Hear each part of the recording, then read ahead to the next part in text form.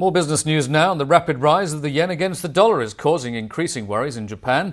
Prime Minister Junichiro Koizumi is fretting, and so is his Finance Minister Matsujiro Shiokawa. And he said that the yen's rise was unnatural and warned that Japan would step into the support of the troubled currency if it thought the market was being manipulated. Well, Israel's government has been plunged into a new crisis after Prime Minister Ariel Sharon sacked 4 ministers. He took action against the Shas members of his coalition for voting against an emergency economic package. The dismissals impact severely on Mr. Sharon's majority in the Israeli parliament and leave him vulnerable to a confidence vote that could trigger elections. The sackings come into effect later this week. Well, let's cross now to Lenore Vanderzee, our correspondent in Ramallah. Lenore, this puts Mr. Sharon on rather rocky ground, doesn't it?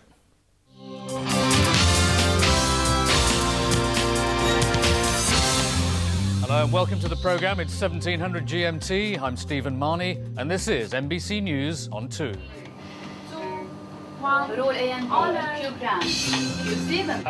the short time that we've been on air, we've received an overwhelming response from not only you, the viewer, but also from people that we've interviewed, from politicians to people in the street. Today, again, there's another incomprehensible war going on, and it seems to fit the right mood at the moment.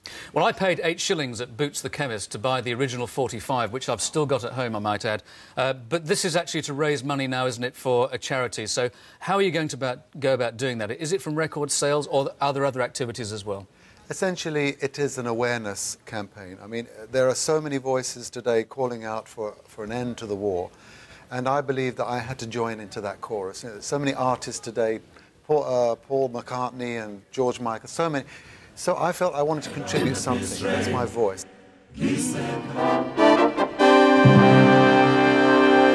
Good morning. You're watching Sky World News Overnight. I'm Stephen Marney.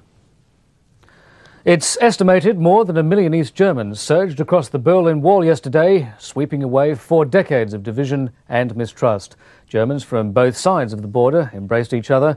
Many East Germans rushed to shops and stores to buy goods they've long been denied in their own country.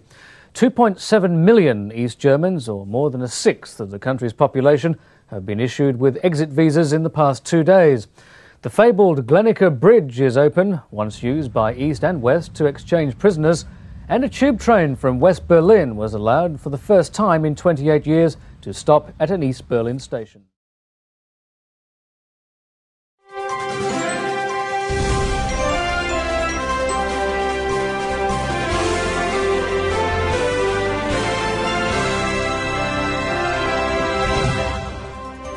Hello and welcome to Diplomats. Today we're speaking to the Consul General from Belgium to Turkey, Francois Del Marmol.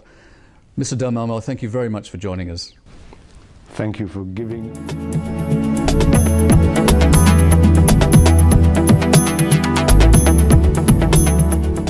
Renowned, internationally recognised jeweller Lawrence Graf, how it all started for him. I actually started the business when I was 17 years old.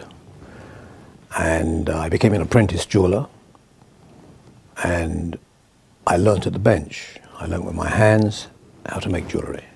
Well, what was it that got you started? Why did you think that this is what you wanted to do? I think as a youngster in London, I looked in.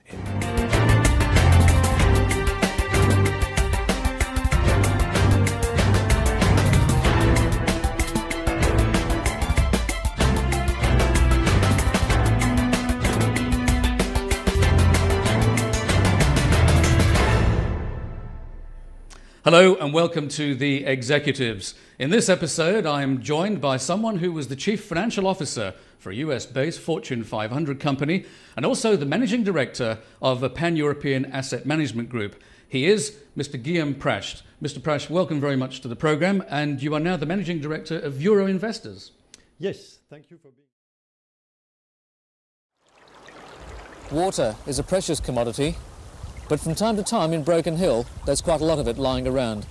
And the fear that most residents have is if PCBs hit the water, because they're bioaccumulative, their toxicity increases. And there's no way to wash it out. If there was to be an accident on any stretch of this railway line between Sydney and Broken Hill, just a few grams of PCB or dioxin has the potential to destroy any number of New South Wales country towns. It could also enter the Murray-Darling water system.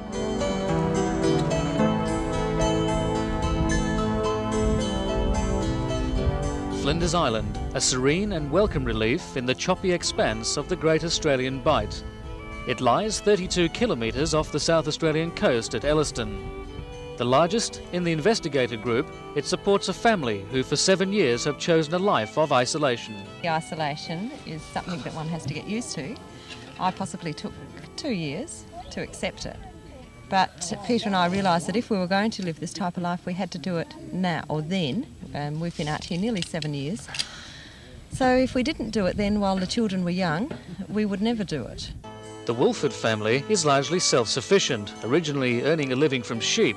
But since the decline of the industry and the uneconomical shipping distance, the family's bills have been met by an additional income from Peter's abalone diving. I saw an ab diver work out here, then one lived here for 3 years, and that's what got me to going ahead and buying my own diving licence.